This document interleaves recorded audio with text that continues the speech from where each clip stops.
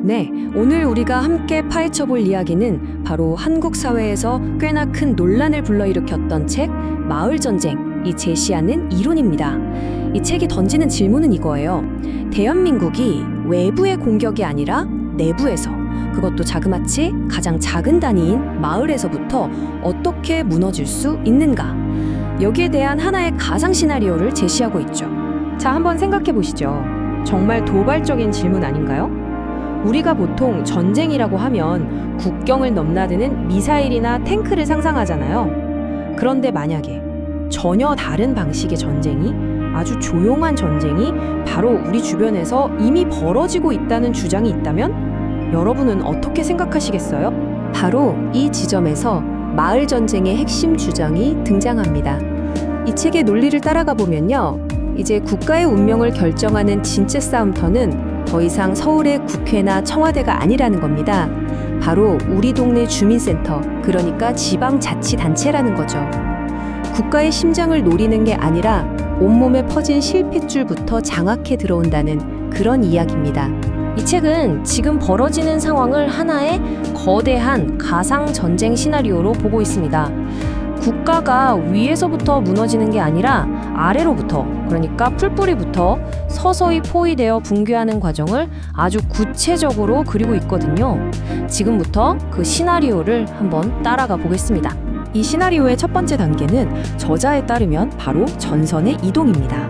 뭐냐면 특정 정치 세력이 예전처럼 중앙 권력을 향해 정면으로 부딪히는 기동전 방식이 아니라요, 이제는 각 지역사회 그리고 우리 동네로 깊숙이 파고들어서 기반을 다지는 진지전으로 전략을 바꿨다는 분석이죠.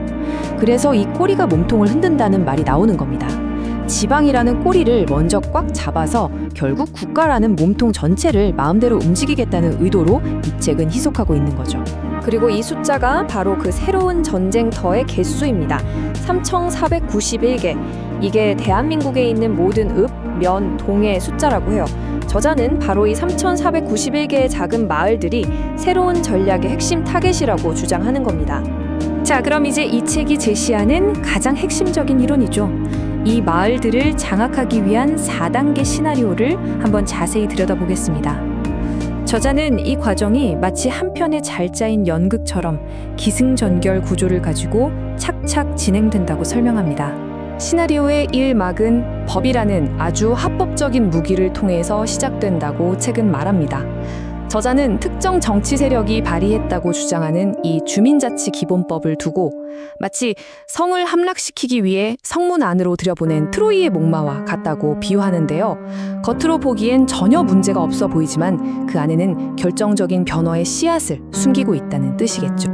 그럼 그 트로이의 목마 안에 숨겨진 게 뭐냐? 저자가 지목하는 가장 극적인 변화는 바로 주민이라는 단어의 뜻을 바꾸는 겁니다. 원래는 그냥 그 동네에 사는 사람이 주민이잖아요. 그런데 이 법안에서는 그 지역에서 일하는 직장인, 학교 다니는 학생, 심지어 특정 단체에 소속된 외국인까지 전부 주민으로 포함시키려 한다는 겁니다. 자, 여기 비교표를 보시는 차이가 확 느껴지실 겁니다. 왼쪽이 우리가 알던 주민, 오른쪽이 법안이 통과됐을 때의 주민인데요. 책의 저자는 바로 이 지점, 즉 실제 거주하지 않는 외부인들이 대거 합법적인 주민 자격을 얻게 되는 이 지점이 모든 시나리오의 첫 단추라고 지적합니다. 책이 그리는 시나리오의 두 번째 단계는 이제 이렇게 확장된 주민 개념을 이용해서 마을을 실질적으로 장악하는 과정입니다.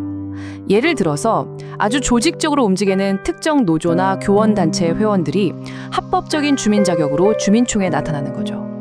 특히 인구가 적은 농촌이나 공단 지역 같은 곳에서는 이 조직된 외부인들의 숫자가 원래 살던 주민들보다 많아져서 투표로 모든 걸 결정해버릴 수 있다는 그런 가설을 제시합니다. 이렇게 법적인 정당성도 얻고 투표에서도 이겼다고 가정된 세력은 다음 단계로 나아간다고 책은 설명합니다.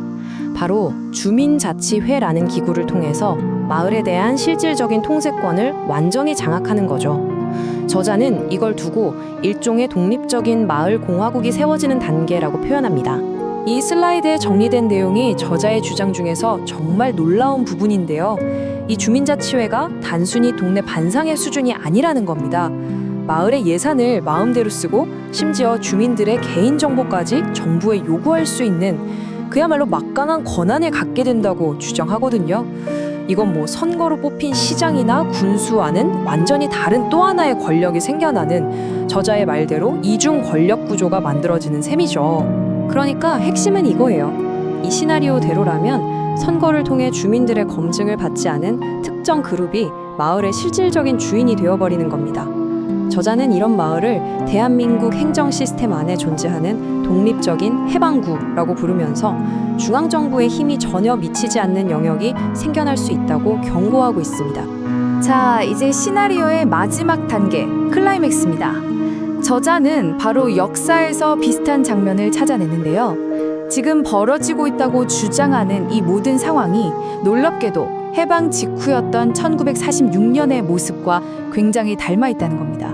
이 표를 보시면 저자의 주장이 한눈에 들어옵니다. 과거의 인민위원회가 토지나 식량처럼 사람들 생존에 꼭 필요한 것들을 나눠주면서 민심을 얻고 반대파를 고립시켰잖아요. 그것처럼 현대의 이 주민자치회 역시 마을 사업이나 여러 가지 지원금을 미끼로 주민들을 자기 편으로 만들고 결국 체제에 순응하게 만들 거라는 분석입니다. 역사가 이름과 형태만 바꿔서 반복된다는 거죠. 네, 지금까지 이 책이 제시하는 꽤나 충격적인 4단계 시나리오를 쭉 훑어봤습니다. 그렇다면 저자는 이 마을 전쟁이 궁극적으로 우리에게 무엇을 말해주고 있다고 보는 걸까요? 지금부터는 그 분석의 핵심만 딱 짚어보겠습니다. 저자는 이 현상을 통해서 우리가 꼭 알아야 할 3가지가 있다고 말합니다. 첫째, 전쟁의 개념 자체가 바뀌고 있다. 둘째, 민주주의라는 좋은 가치가 어떻게 무기로 변질될 수 있는가? 그리고 마지막으로 이런 상황에 어떻게 대응해야 하는가? 이 3가지에 대한 이야기입니다. 첫 번째 포인트는 바로 미시적 전쟁이라는 개념입니다. 저자는 이런 분석을 해요. 대한민국이 공산화될 수 있습니다. 같은 거대한 이야기는 사람들에게 잘 와닿지 않는다는 거죠.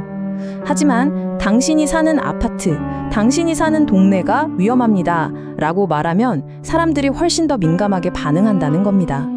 그러니까 국가 안보라는 무거운 주제를 국경선이 아니라 우리 집 앞, 우리 동네 울타리 문제로 끌고 내려와서 사람들의 행동을 이끌어내려 한다는 분석이죠. 두 번째는 저자가 꼬집는 민주주의의 역설입니다. 이 인용구가 핵심을 보여주는데요. 풀뿌리 민주주의, 주민자치, 얼마나 좋은 말들입니까?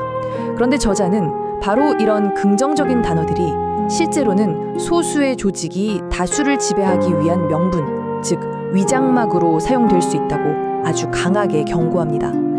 가장 민주적으로 보이는 제도가 역설적으로 가장 비민주적인 결과를 낳을 수도 있다는 거죠. 이 모든 시나리오와 분석의 끝에서 저자는 2가지의 가능한 미래를 우리 앞에 내놓습니다. 이 마을 전쟁의 결말은 아직 쓰여지지 않았고 결국 우리 시민들의 선택에 달려있다는 메시지를 던지는 겁니다. 이 슬라이드가 보여주듯이 저자가 제시하는 2 갈래길은 정말 극명하게 갈립니다. 하나는 이 조용한 전쟁의 진짜 의미를 알아차리지 못하고 있다가 결국 시스템이 내부에서부터 무너져 내리는 비극적인 배드엔딩입니다.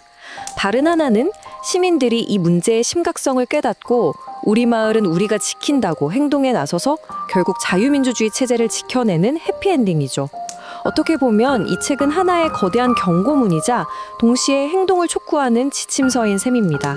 오늘 우리가 살펴본 마을 전쟁의 시나리오는 여기에 동의하든 동의하지 않든 간에 우리에게 정말 많은 질문을 던져줍니다. 특히 민주주의라는 이름 아래서 수많은 갈등이 벌어질 때 과연 우리라는 공동체의 범위는 어디까지여야 하는지, 그리고 그 경계를 정하는 권한은 과연 누구에게 있는 것인지 다시 한번 깊이 생각하게 만드는 것 같습니다.